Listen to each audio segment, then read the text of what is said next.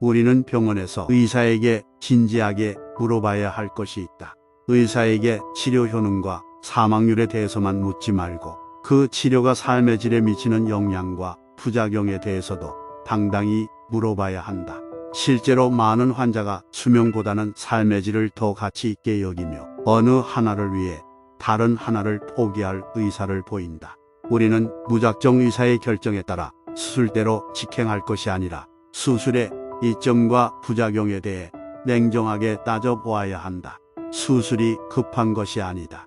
다음은 한 가지 예로 전립선 암의 조직검사와 수술로 인한 부작용에 대해 살펴볼 것이다. 미국에서 전립선암에 걸린 남성은 250만 명 정도로 추산된다. 그중 3%가 그로 인해 사망한다. 전립선암은 10대 사망 원인은 아니지만 암으로 인한 남성 사망 원인에서 폐암에 이어 2위를 차지한다. 전립선암을 진단한 비뇨기과 의사들은 사실상 거의 모두가 근치 수술로 전립샘을 완전히 제거할 것을 권한다. 이 말은 얼핏 생각하면 타당해 보인다. 암을 발견했으니 당연히 도려내야 하지 않겠나? 라고 생각한다. 하지만 전립선 암 치료를 복잡하게 만드는 몇 가지 사안이 있다. 우선 전립선암은 진행 속도가 특히나 느린 암이다. 대부분의 남성이 전립선암 때문에 죽기보다는 전립선암을 지닌 채 죽는다.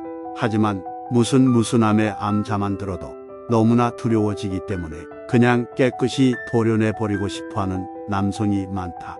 암이 모두 사라져버린다면 그에 따르는 부작용점은 견딜 의사가 있다는 것이다. 하지만 전립선암은 수술 후 재발 비율이 꽤 높다. 그리고 부작용도 무시할 수 없다. 전립선암 수술을 받은 환자에게 발생하는 부작용의 비율은 항목별로 다음과 같다. 성행위에 필요한 만큼 발기 상태를 유지할 수 없다 80%, 성기의 길이가 2.5cm가량 짧아진다 50%, 여실금 35%, 대변 실금 25%, 탈장 17%, 요도절단 6% 등이 있다. 그런데 그 부작용이라는 것이 아주 끔찍하다. 대부분의 사람은 차라리 죽는 것이 낫겠다고 말한다. 이들은 수술에 대하는 곧 죽음이라 생각한다. 하지만 수치는 다른 이야기를 해준다. 첫째, 전립선암은 전이가 느리고 심지어 대부분의 전립선암 환자들은 증상이 야기되지 않기 때문에 치료하지 않고 놔두어도 안전한 경우가 있다. 얼마나 많은 환자가 그럴까? 48명 중 47명이다. 달리 표현하면 48건의 전립선암 수술을 시행할 경우 한 명만 수명이 연장되고 나머지 47명의 환자는 그냥 놔두어도 그만큼 오래 살았을 것을 괜한 부작용으로 고생만 하게 된 것이 된다.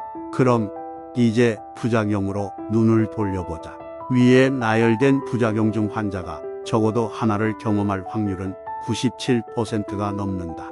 성과 관련된 부작용인 처음 두 가지를 제외한 나머지만 살펴봐도 환자가 적어도 한 가지 부작용을 경험할 확률은 50%가 넘는다. 그리고 두 가지 부작용을 경험할 확률도 꽤 높다. 수술로 별다른 도움을 받지 못한 47명의 환자 중 대략 24명 정도는 적어도 한 가지 부작용을 겪는다. 예컨대 전립선암 수술을 받은 환자 48명 중 수술을 받지 않아도 괜찮았을 24명의 환자가 심각한 부작용을 경험한 반면 치료 효과를 본 환자는 단 한 명에 불과하다는 얘기다. 전립선암 수술로 도움받을 확률보다는 부작용을 경험할 확률이 24배나 높다. 수술받은 남성 중 20%는 자신의 결정을 후회한다. 이런 종류의 결정을 내릴 때는 삶의 질을 중요한 요소로 고려해야 한다. 다음은 전립선암으로 발전하기 전 주기적으로 받게 되는 전립선암 조직검사의 부작용에 대해서도 알아보자. 의대와 외과 의사들은 삶의 질에 대해 크게 염려하지 않을지 모르지만 당신은 염려해야 한다. 전립선암과 관련 주요 의과대학 부속병원에서 근무하는 6명의 외과 의사에게 전립선 조직검사의 부작용이 얼마나 되는지 물어보았다.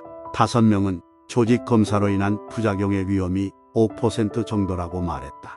이는 의학저널에서 검색해 볼 수 있는 내용과 일치한다. 그런데 조직 검사의 가장 흔한 부작용은 폐혈증이다. 두 번째로 흔한 부작용은 직장 파열이다. 그리고 세 번째로 흔한 부작용은 실금이다. 폐혈증은 위험하며 때로는 치명적인 결과로 이어진다. 조직검사용 주사바늘은 직장을 통과하기 때문에 전립선과 복강이 대변에 오염되어 폐혈증이 발생할 수도 있다. 이런 위험은 보통 시술 전 환자에게 항생제를 투여함으로써 줄어들지만 이렇게 주의를 기울여도 원치 않는 부작용의 위험이 여전히 5% 정도 남는다. 이들은 조직검사를 받은 지 한 달 후 10%가 발기부전을 경험하고 6개월 후에는 15%가 발기부전을 경험한다는 사실을 인정했다. 다른 부작용으로는 설사, 치질, 위장장애, 그리고 몇 달에 걸쳐 정액에 혈액이 섞여 나오는 증상 등이 있다. 그중 두 의사는 자기가 일부러 이런 정보를 얘기하지 않았다고 멋쩍게 인정했다. 한 사람은 이렇게 말했다. 환자들이 겁을 먹고 조직 검사를 받지 않을까봐 이런 합병증에 대해서는 얘기하지 않습니다. 조직 검사는 환자들에게 대단히 중요한 시술이거든요. 의사들의 이런 가부장적 태도는 많은 사람이 불만을 토로하는 부분이고 고지에 입각한 동의라는 의학치료의 핵심 원칙에도 위배된다. 위에서 통계학적인 자료를 통해 전립선암의 조직검사와 수술로 인한 부작용들에 대해 살펴보았다. 나이가 들면서 암은 제거해야 할 대상이라기보다 함께 살아가야 할 동반자라고 한다. 어느 날 암 판정을 받게 되면 수술대로 직행할 것이 아니라 수술의 장단점을 냉철하게 따져보고 다양한 옵션들에 대해서도 진지하게 검토해 봐야 할 것이다. 출처 정리하는 뇌. 이 비디오가 마음에 드셨다면 구독, 좋아요 부탁드립니다. 알람을 설정해 두시면 최신 정보를 빠르게 받아보실 수 있습니다. 감사합니다.